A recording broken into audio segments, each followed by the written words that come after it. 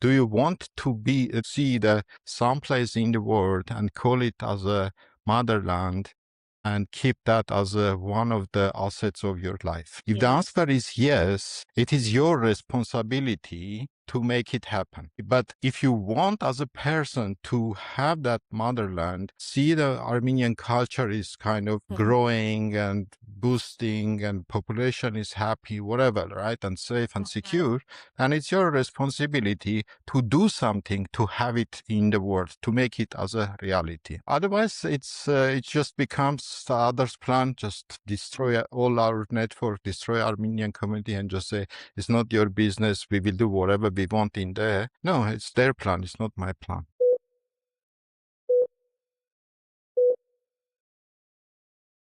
You are watching or listening Beyond Borders Diaspora, and I am Seda Arzumanyan. My guest today, who currently lives in England, has started an initiative to strategically invest in Armenian science and technology through entrepreneurial projects. I'm excited to welcome Armen Khachatryan, the founder of SASTIC. Armen, thank you for joining Beyond Borders Diaspora. We are grateful to have you with us today. Thank you very much for hosting me. Armen, tell us more about your journey from being a lecturer at Yerevan State University in Armenia to Apple in Cambridge, England. Well, it's a quite long one already. Many years are past, but it's interesting. I started my kind of career at Yerevan State University, finished radiophysics and microelectronics department. Have done my PhD in there in quantum physics, and after PhD work, I joined one of the US headquarter companies in Armenia and started as a hardware design engineer. It was a bit different than what we do in physics, but that time was very interesting aspect to jump in.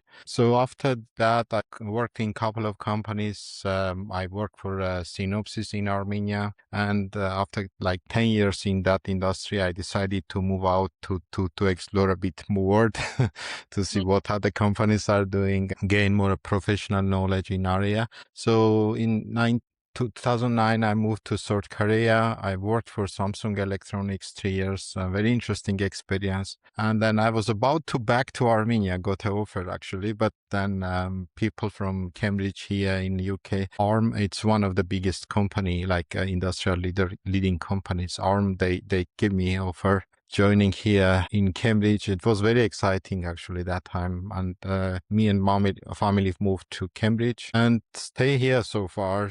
I worked for ARM about 10 years, and then I moved to Apple. Now, currently, I'm working for Apple as a design manager in here in Cambridge. So yeah, that's in short. Quite journey.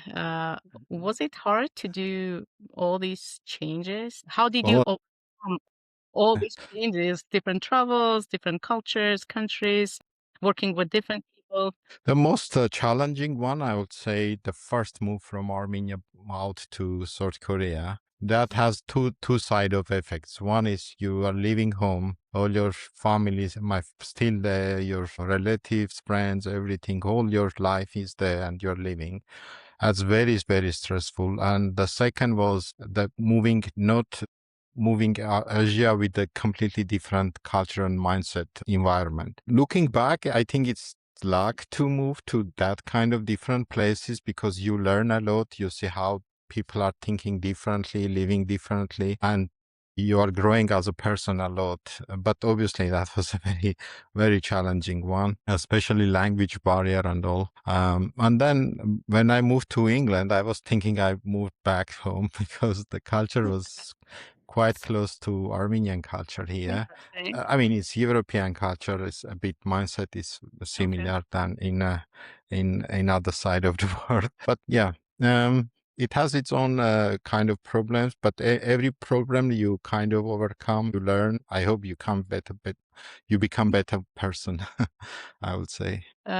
Usually when Armenians live outside of Armenia, the Armenian community or other Armenians help to integrate in the community. Yeah. Is there any Armenian community in England, particularly in Cambridge, where do you live?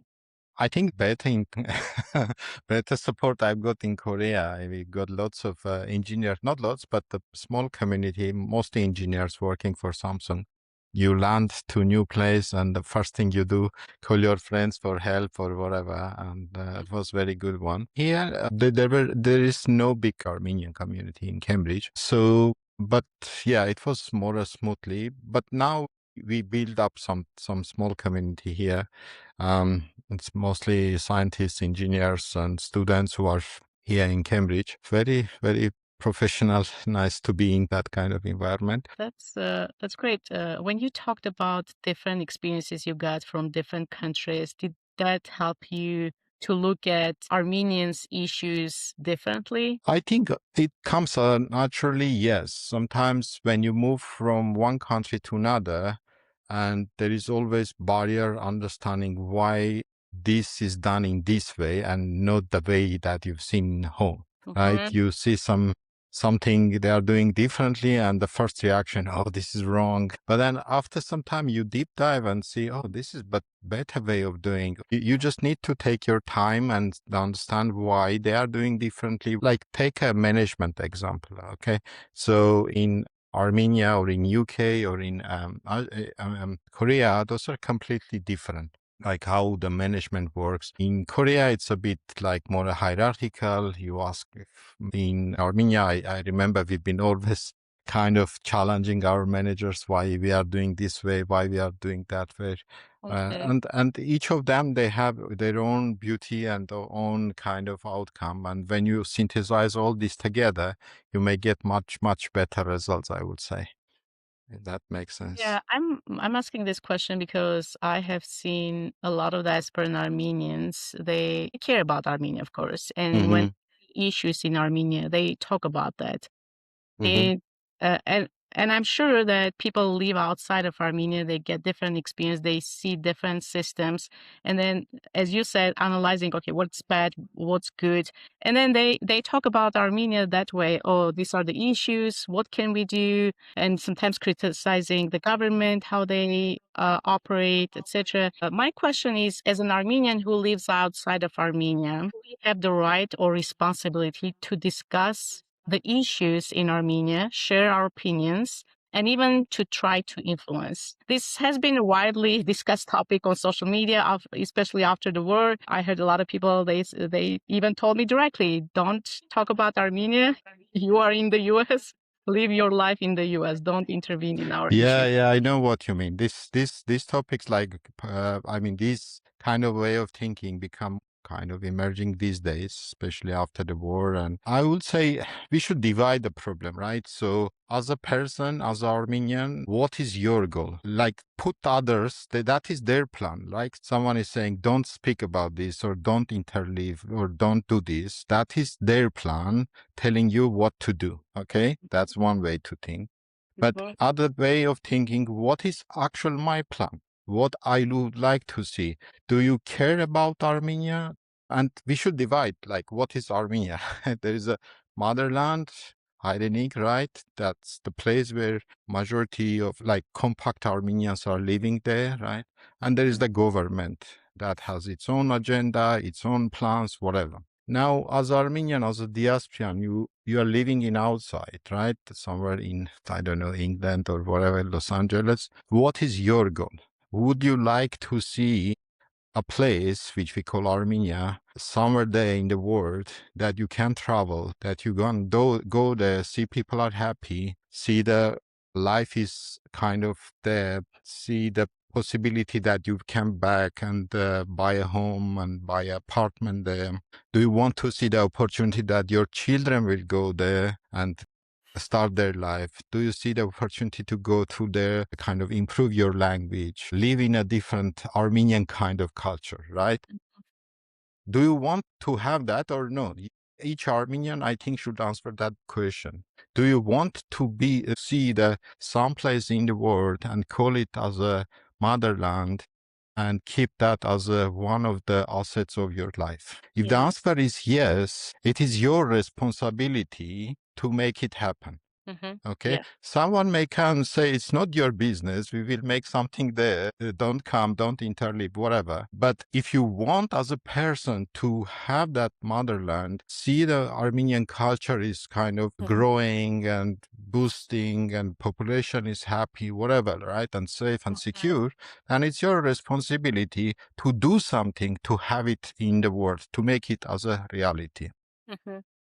Otherwise, it just becomes the others' plan, just destroy all our network, destroy Armenian community, and just say it's not your business. We will do whatever we want in there. No, it's their plan. It's not my plan. That's what I'm trying to say. So, did I answer your question? I don't know. It's painful when you know that the Armenian diaspora wants the best for Armenia, and you need to collaborate together for the best for Armenia, and the Armenian diaspora is the true partner for Armenia. And I agree with you. So as a nation, we should kind of. I mean, it's very hard to say as a nation. It's not my business to say that, but the rule is very simple. We want to see that our motherland safe and secure, full of Armenian culture. That we want to go there and live, and our children will go there and live one day or not. Doesn't matter. If we want to have that, we should do whatever we can do to make it happen. Now, the second topic you brought up, like the what is best. That's the second problem, right? Because perspectives are different. For me, as a Armenian living in UK and some Armenian living in New York and some Armenian living, say, in Gavar in Armenia, what is best maybe is different. The way we should think, like, find the common goals that three of us have, right? And we work towards that. Not just find the ways why we think those are worse and so on, but find the goals that are common for all of us. We want to solve all together and start working towards that. There will be, I'm sure there are many, many things that I will say, let's do this. You will say, no, let's do that way. This is wrong. This is right. Let's open the borders. No, let's close the borders. That is what we have different opinions. But we should figure out what is common thing that we want to have as a goal and work towards that. Say, if three of us, we want to have a secure country where our children will not be died on the random attacks from borders. Is it a goal for three of us? Yes. And how we solve them? Then we come sit together and start thinking about that. That's my view on that. Can we have common goals together with Armenian diaspora? And I agree, we need to have common goals, and sometimes it seems Armenia has its own goals, diaspora has its own goals. Can we come up with common goals, and who is responsible to make that invitation to have Okay. So that's another very good point. But the common goal, when we say common goal, we always think that all the diaspora, all the Armenian government, everyone will come to one common goal and we will work towards that. No, I think we should not go with that way. We should think common goals that kind of can bring together enough people from local Armenian communities or from diaspora. They will work towards that common goal. That is maybe not full population, but dedicated set of people, like say thousands of people. My observation is we can't take any specific goal for area, say IT or medicine or I don't know. If we get 1,000 people come together and work towards that, I think we will tackle that problem. Okay. Yeah. We don't, in other words, there is no need someone to come and decide common goal for all diaspora. Okay. And we come and solve all the problems in that structure. I think we should have different structures, these different organizations focusing to address different problems that we have in as a community, as a nation. Okay.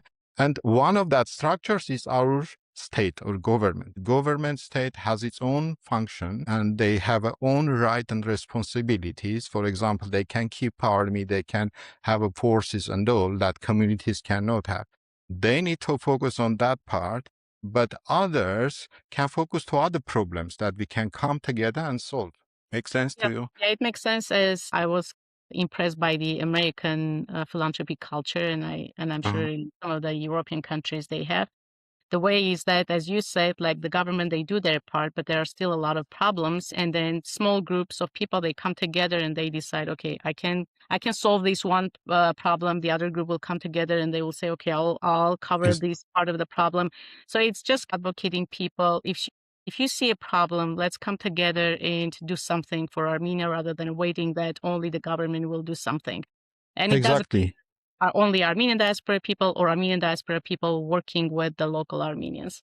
But that's very good point, Seda. But the thing is, it's about how our mindset is done, kind of structured. As you said, say in Western cultures, people don't wait for a government to come and solve all the problems, right? There are problems that government should solve, but Mhm. say if they see there is an issue, people are free to come together. People are free to make a kind of structure, organization, and solve problems. If those are short term, solving short term, but if those are long term, figure out the way to kind of put an organization in place that can solve that problems. And that is what I think is missing. So we have a couple of obviously good organizations, Armenian organizations working towards some goals, but we need to leverage that more, I think. We get Okay. more organizations with a dedicated long-term structure and long-term goals in the good structure that they can tackle different problems. But at the end of the day, all these small structures or big or whatever Mhm. can solve the global problems that may have, including health, security, whatever, you name it, right? Mm. We can come together, I think, and solve those things. Yeah. And you did that by yourself when you established SASTIC. So I would say with friends, it's not Which only me. points inspired you to create SASTIC? And how did your own experience in the diaspora influence that decision?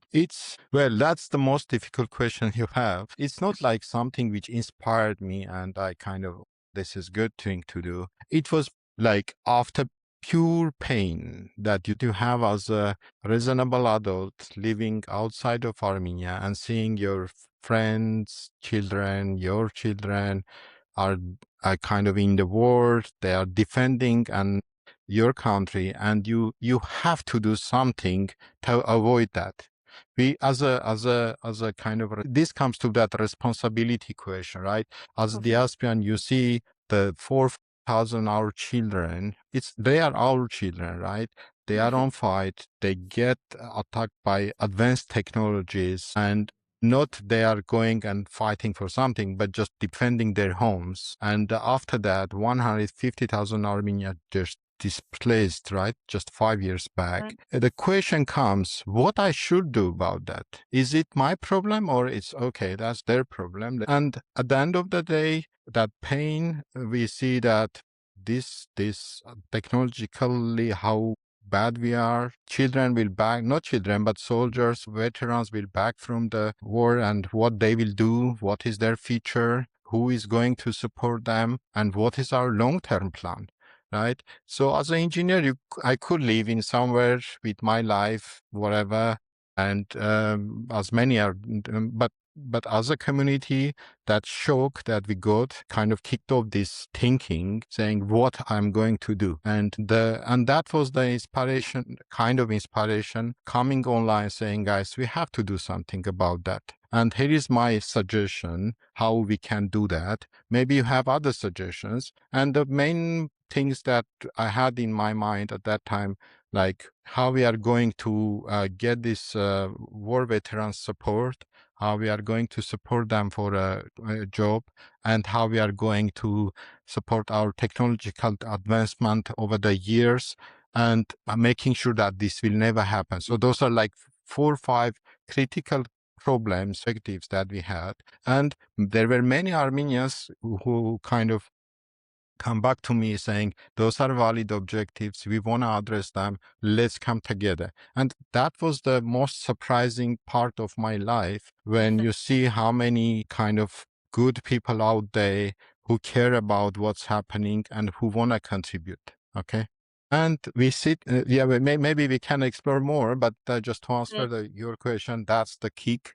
And I was happy to see so many Armenians around the world, professionals specifically, coming together and saying, let's do something. And we started all this SASTIC story. Yeah, it's kind of interesting to navigate that the war between Azerbaijan and Armenia in 2020 and Mm-hmm. all those consequences impacted many Armenians who live outside of Armenia. It's kind of rebirth of Armenian identity. I know many Armenians who even weren't born in Armenia. They were born in the US, for example. They didn't Hmm. speak Armenian even, they spoke English. But having that pain that maybe we'll lose our home country, homeland, Hmm. it created rebirth of Armenian. What can we do? It's kind of interesting. They tried to destroy us, but actually Yes. went back and we got more connection with Armenia, thinking what we can do. It's kind of an interesting identity part of being Armenian. So I'm always kind of inspired by that, who we are as an Armenian. Yeah. That's very good. Whatever doesn't kill you, it makes you stronger, right? There is this wording. But exactly. Well, when we started the SASTIC, right?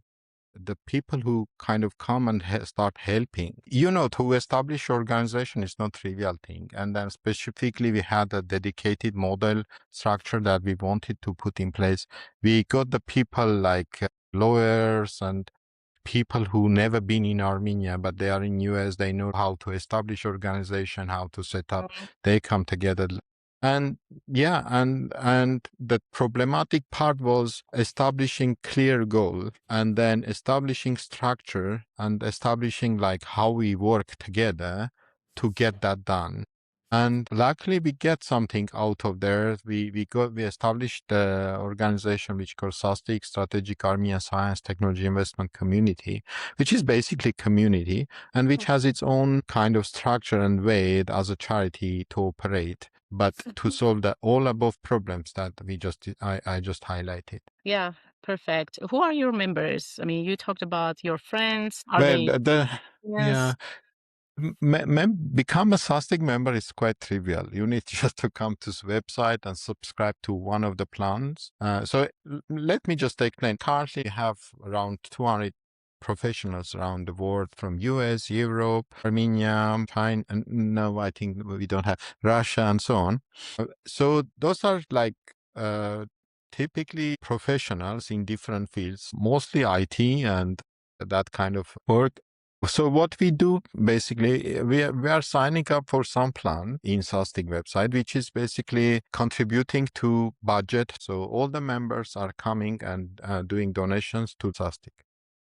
And you have different tiles like how much you support and whatever. So that's first part. Second part, when you become a member, you kind of say, I'm this professional, happy to help in the area or kind of give a mentorship, whatever. Share your knowledge. That's the second most important part. Money is not that important as much as experience and professional thing. So this community itself forms the government of the organization. So all these members who are joined and said, we want to be active members, they will get a right for voting, and organization votes for the board members. So all are together, we are selecting our board and selecting executives. Voting for executive. That's the way we organize the organization kind of management or board. And same members, they are forming different committees, specializing for different fields. Okay. Now we have money, we have organization, we have a vision, what we want to do, we have objectives. The way we work is teams, companies in Armenia, they can apply for their projects. Like, I want to do this or that. Okay. And that project we are evaluating against SASTIC's objectives or vision. Say, is that technological? That will help our long-term development, economy, and so on, or resistance, or so on. If so, the dedicated committee is effectively evaluating the project, and if after evaluation, if the project is valid, is good, we are investing that money to that group or company. The company may become public or may become a good company and start making some money. The share that SASTIC takes from them comes to SASTIC again. As a members, we don't have any profit. This is just a charity, right? But with shares which are coming to the SASTIC, hopefully, and some of companies, they start paying back, we are investing against other companies.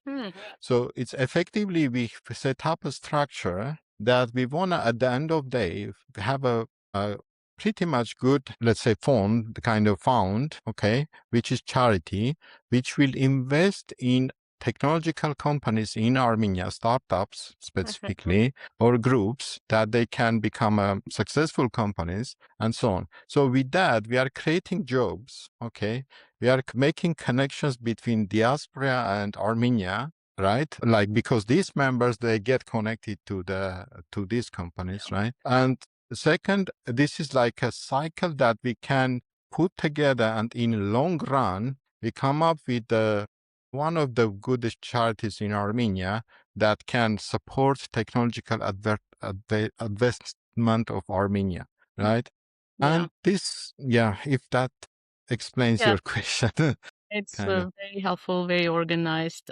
I wonder, are they existing companies or maybe a group of people will come and suggest their new startup idea? Both are there. Let's come some examples, right? The first one that we invested was AIP Scientific. Why? That's the first company. Just a few scientists, they formed the company at the beginning, and they come up with idea how to print like the titanium implants for people. Why we needed that when the war veterans came back from war, there were many who have lost their kind of parts of the face or whatever, and to recover you have only one option, is just putting implants, titanium implants.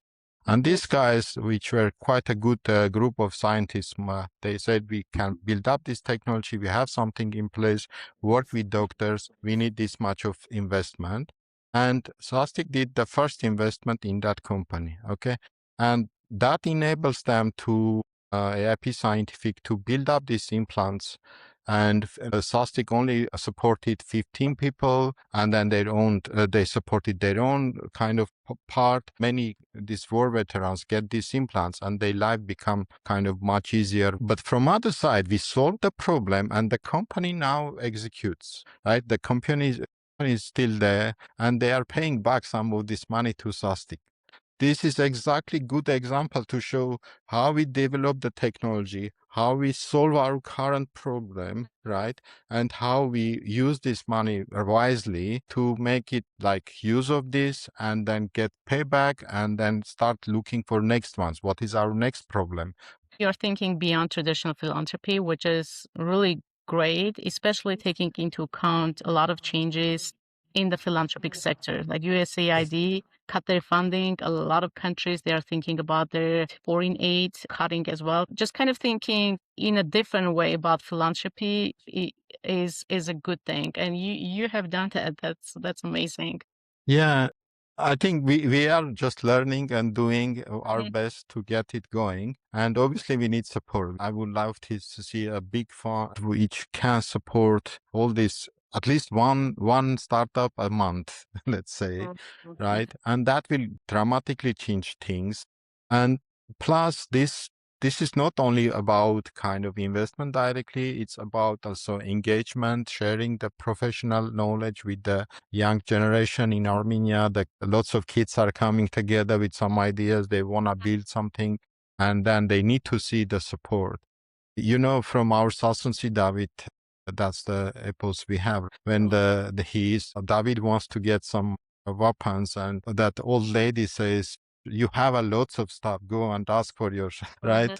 And that this is same story. We should find the weapons. We should find a way to support our young generation, share our experience, share how things can be done, and support financially, and they will succeed. We should trust that. And as a community, as a nation, we can build things like all together with this kind of simple structures that can work. Perfect. And how people can become members of SASTIC or support your project? What is the best way to reach out to you? You want to contribute, go to sastic.org. There's a join button, and then you select the plan how you want to support, and you are signing up. As soon as you sign up, we will send you the invitation emails and all that stuff. You are invited to the Slack group, Slack kind of workspace where we have all SASTIC members. Basically, you can make your network if you want, or see how the projects are going, get the communication, ask your questions, whatever. So there is a SASTI group. And then later on, with your email, we will share the reports, what is going on, what is next project we invested, and so on. You have done a lot and you got a lot of good experience. As a founder, what leadership lessons have you learned that you wish more diaspora leaders knew? Maybe you can share with your wisdom with us. The lessons are many. I don't know. I mean, just I don't have anything specific to highlight. But one thing is what I learned, that there are people who are willing to help. You just need to knock and say, guys, we wanted to do something. And Sastik's example was one of that you put your message out there and there are people who are willing to help, to come together and solve the problem. So we should not be afraid of asking help. Second thing is, which I think most important, is distinguishing the problems. See, when we are establishing SASTIC, there were until now, there is a big, this challenging discussions about politics, like this should be done this way, that way, right? And that is what divides us. So when in SASTIC at the beginning, we said, the topics we are discussing or focusing, it's only about what we are doing for these objectives. I don't care which party you are from, what you are thinking about the features, whatever. That's different place to discuss. We are in these meetings, in these forums, in this place, we are focusing only on the objective as a community we put together. That's the only way to keep the community or the organization working towards the goal, rather than everyone is fighting and so on. So, what is your dream favorite destination to visit in Armenia? Well, every year I go somewhere. Last year I've been in Tatev and in Syunik, and lots of good places there. But I have a very small exposure in Vanadzor and the area like that. Yeah, I hope I will get there sometime. Me personally, from Gavar next to Sevan, I really love that place to go. So I will recommend everyone to go, obviously. Okay, Lori region is really nice. Have you been there? Yeah, multiple times. Okay. Every time when I go, I also do the tour. The next time I decided to go to Western Armenia. We'll see if our plans will work. Oh, okay. That's good. That's good plan. Share that experience. That will be interesting. Sure. Armin, thank you for such a deep and inspiring conversation. And as you said, let's share our resources, either financial resources or our experience doing mentorship. Let's find something to do for Armenia. And SASTIC is Sure. one of, and if you are interested in joining, then SASTIC is an opportunity to make an investment in technologies in Armenia. You have been listening to Beyond Borders, where we unpack one story at a time and where there are many more to come. Subscribe to our email list at beyondbordersdiaspora.com to be the first to know when new episodes drop, and subscribe to our channels on YouTube, Spotify, and Apple Podcasts as well. Okay. Thank you very much, Seda.